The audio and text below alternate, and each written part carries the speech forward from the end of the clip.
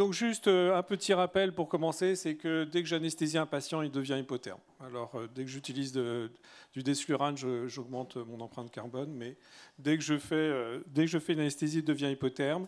Que la thermorégulation, c'est vraiment une énorme dimension homéostasique, hein, c'est hyper bien régulé.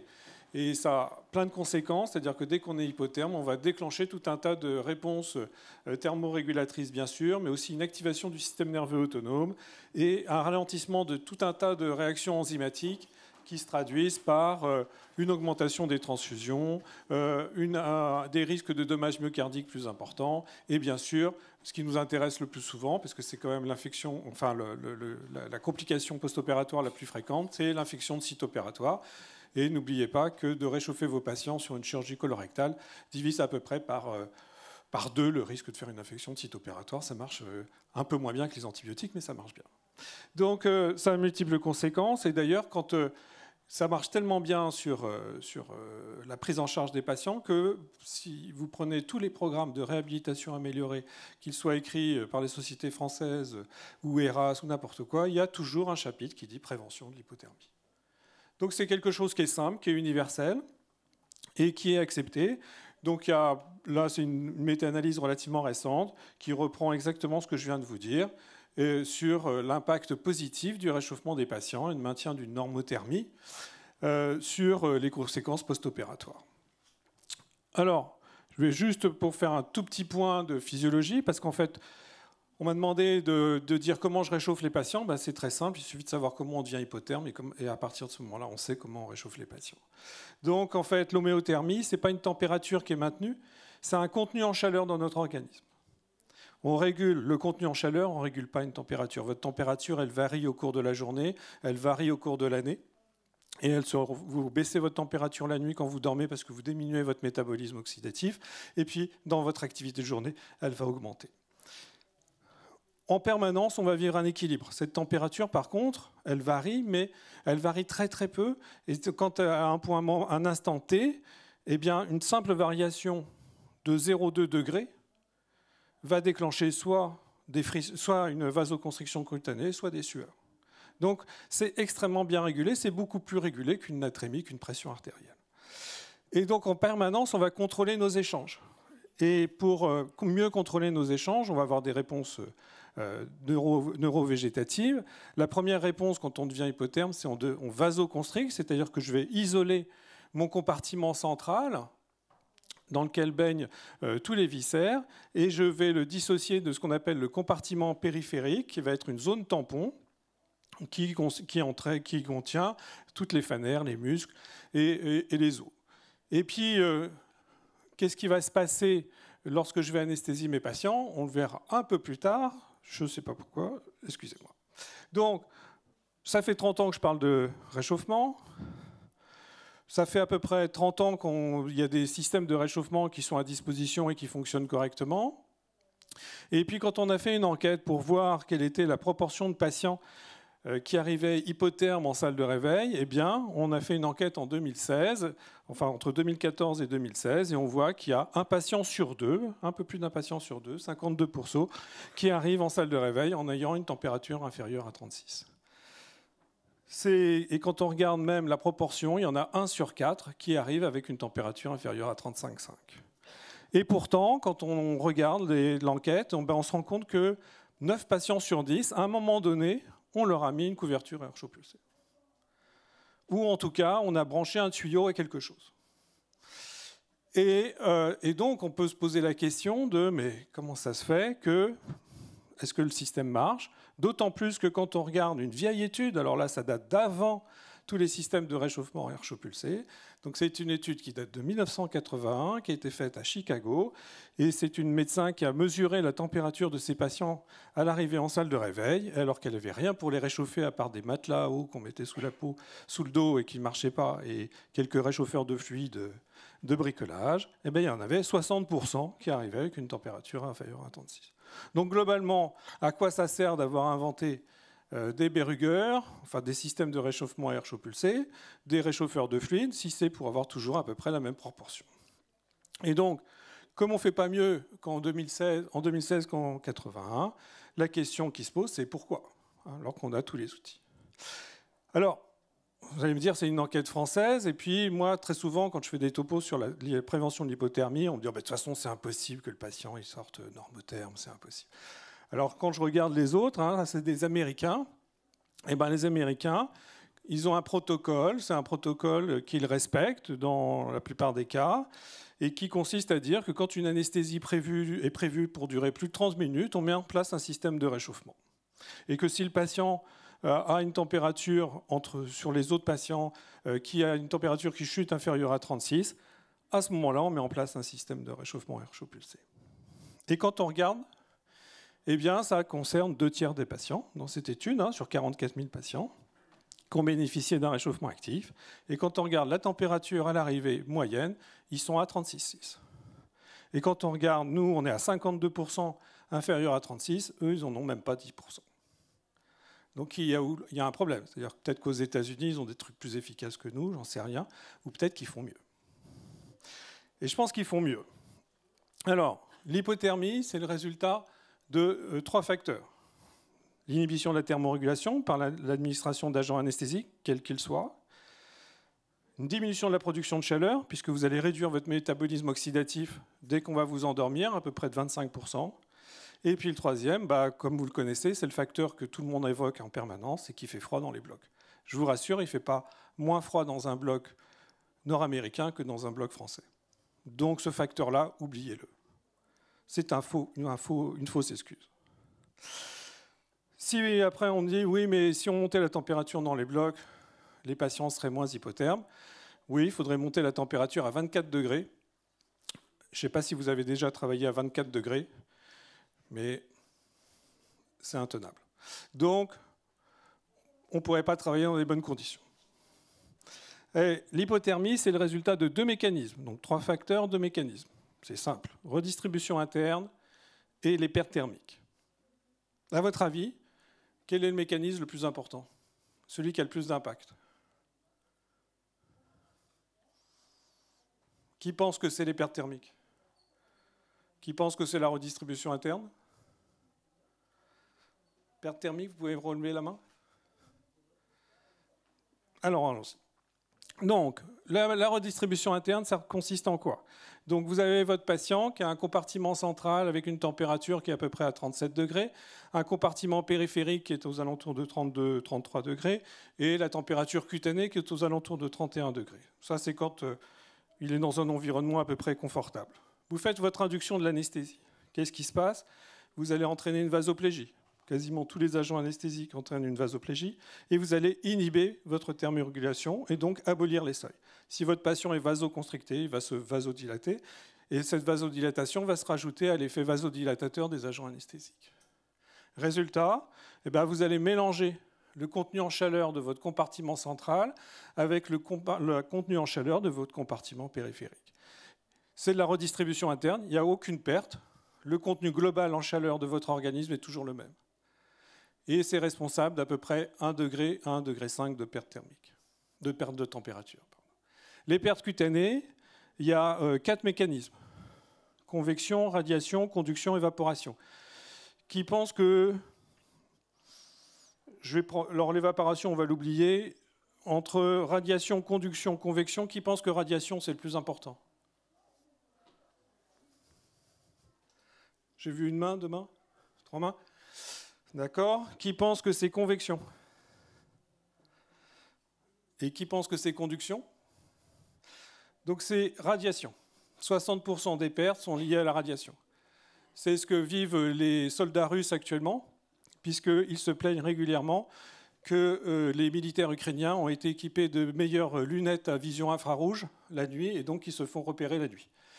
Nous émettons en permanence des infrarouges. C'est les principales pertes. Et donc, quel est le seul et unique moyen pour réduire les pertes par radiation? C'est de se couvrir. Donc, si votre patient est recouvert, vous annulez quasiment toutes les pertes par radiation. Alors, l'autre bilan thermique pendant une anesthésie, comme je vous l'ai dit, on produit autant de chaleur qu'on en perd. Donc, chez le patient qui est éveillé, c'est à peu près 100 watts chez un adulte qui fait 70 kg. Donc, il produit ces 100 watts. il les élimine par voie cutanée, par voie aérienne.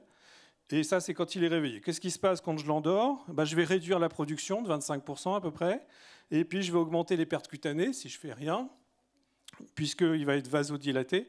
Donc, je vais augmenter la surface d'échange de mon contenu en chaleur interne vis-à-vis de l'extérieur, la température extérieure. Et puis, les pertes par les voies aériennes restent à peu près identiques. Et puis, comme je suis pervers, je vais le refroidir un peu plus parce que je vais lui passer des solutés, qui sont, eux, à température ambiante. Et donc, en fait, notre delta, c'est à peu près 50 à 70 watts.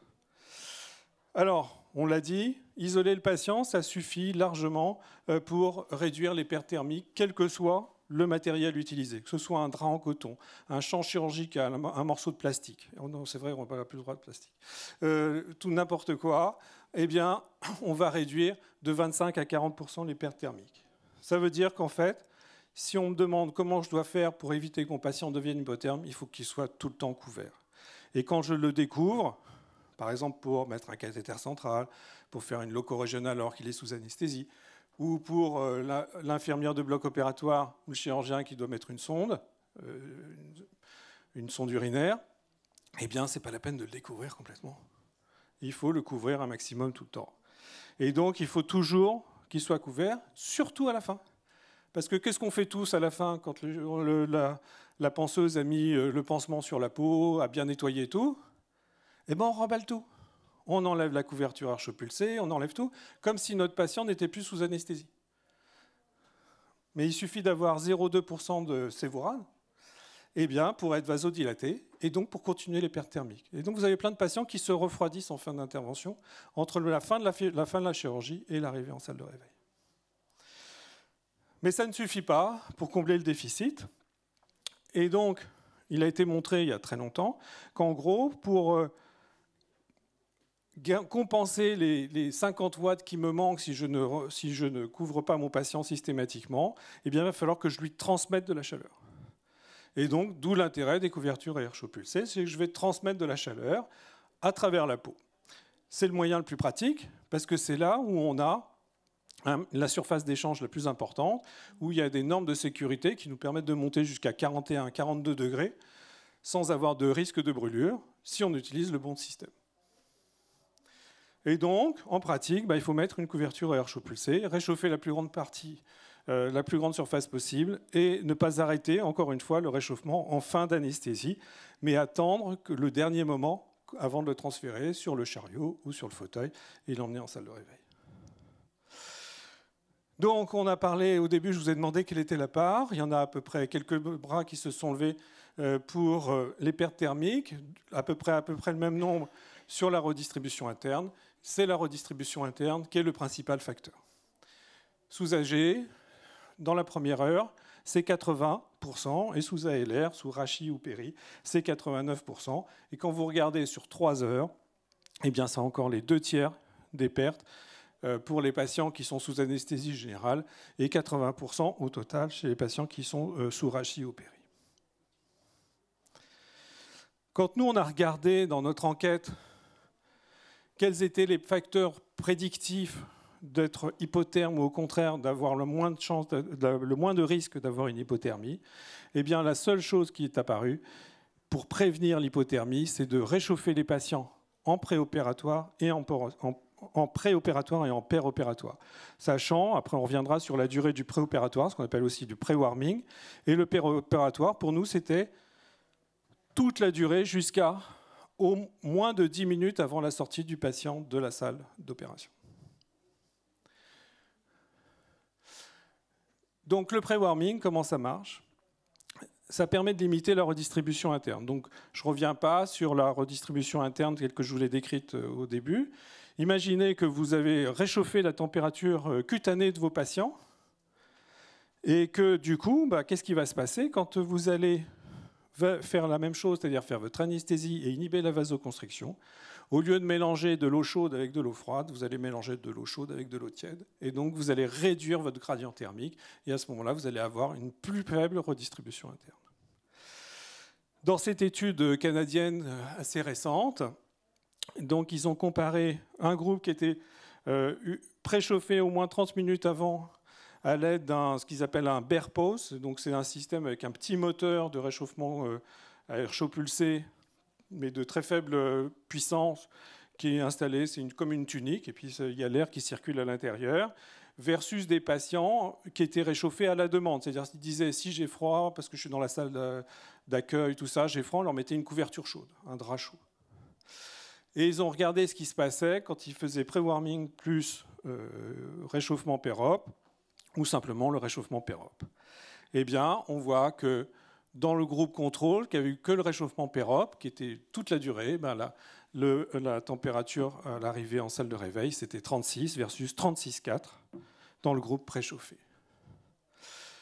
Donc là, vous avez la courbe de température et également la durée et la profondeur de l'anesthésie, puisque ça intervient par exemple qu'il y avait un lien entre la durée et la profondeur de l'hypothermie, et la survenue et la quantité de sang qui était transfusée. Eh bien, vous voyez que c'était significativement différent quand les gens avaient été préchauffés. Combien de temps? Ça, c'est une étude qui maintenant a une dizaine d'années, où ils avaient comparé 10 minutes, 20 minutes, 30 minutes de préchauffage versus au moment de l'induction de l'anesthésie, et globalement, il n'y avait pas de différence. En pratique, ça veut dire qu'il faut préchauffer vos patients ou les couvrir au maximum. Nous, on ne préchauffe pas les patients, on les préchauffe quand ils rentrent dans la salle, mais dans notre zone d'accueil, sauf que nos patients, maintenant, ils descendent à pied. Je reprends ce qui a été dit tout à l'heure sur le développement durable. Donc, ils descendent à pied, ils ont un peignoir, ils ont une tenue épaisse. Et donc, on a constaté qu'ils étaient aussi moins hypothermes parce qu'en fait, ils perdaient moins de chaleur. Parce que je ne sais pas quelle température il fait dans vos zones d'accueil, mais en général, c'est à peu près pareil qu'un bloc opératoire. Et en salle d'opération, en fait, premier geste à faire, c'est de mettre la couverture air chaud pulsé, couvrir le patient le plus longtemps possible. La température, oui, ça a un intérêt, mais il faut la maintenir, vous pouvez la monter jusqu'à ce que le chirurgien dise j'insiste. À ce moment-là, vous pouvez la baisser avec les traitements de CPA. Votre patient est couvert par les champs chirurgicaux, et à ce moment-là, les zones d'échange sont beaucoup plus faibles. Et donc, quand on regarde la question qui était pourquoi est-ce qu'on n'avait pas d'aussi bons chiffres que les Américains sur l'hypothermie, eh bien, quand on a regardé les modalités de réchauffement, c'est-à-dire 90% des patients avaient un système de réchauffement, mais on se rend compte qu'il y en avait qui avaient eu 5 minutes sur 1 heure, d'autres à qui on avait mis 20 minutes après le début de l'anesthésie, puis on les avait arrêtés 15 minutes avant la fin. Et donc, les modalités n'étaient pas bonnes, et en fait, on se rend compte qu'il n'y avait qu'1 tiers de nos patients qui étaient en France correctement réchauffés. Donc, juste un petit point sur les réchauffeurs de fluide. La notion qu'il faut avoir, c'est que la quantité d'énergie qui va être transférée par les réchauffeurs de fluide, elle est directement corrélée à la quantité de liquide que vous allez passer. Donc, si vous êtes dans une stratégie plutôt restrictive, je vous dirais à quoi ça sert de mettre un réchauffeur de fluide si vous savez que vous allez passer 500 ml chez un adulte, ça ne va pas changer grand-chose. Par contre, c'est recommandé dès que vous passez des produits sanguins labiles et du fait de leur chaleur massique. Et puis, ça peut venir en complément ou en substitution lorsque vous manquez de surface ou vous manquez de temps. Je vais juste pour conclure, c'est une étude qu'on a conduite multicentrique, une petite étude où on a regardé l'impact d'utiliser des réchauffeurs de fluide chez les femmes qui avaient des césariennes programmées, parce qu'on sait pertinemment que l'utilisation de la couverture à air chaud pulsé est compliquée dans ce contexte-là.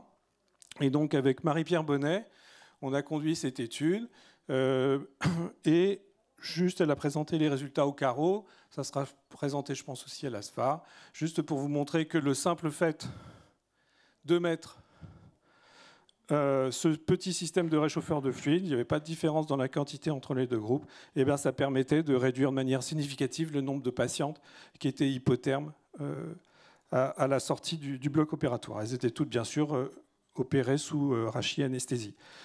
Et vous voyez que, je ne sais pas si vous monitorez, la température de vos femmes qui accouchent, mais quand on ne les réchauffe pas, et ça on l'a vérifié même avant, 80% sont hypothermes. Donc on pense que c'est une rachianesthésie, les gens ne se plaignent pas d'avoir froid. Non, en fait, on devient hypotherme aussi sous rachianesthésie. Et pensez à toutes les résections endoscopiques de prostate que vous faites chez des patients sous rachianesthésie à qui on ne met pas de système de réchauffement. Et donc, pour conclure, voilà, il y a des recommandations qui ont été éditées en 2018 avec un algorithme qui, lorsqu'il est appliqué, fonctionne relativement bien. Donc, je vous invite à regarder cet algorithme de mise en place.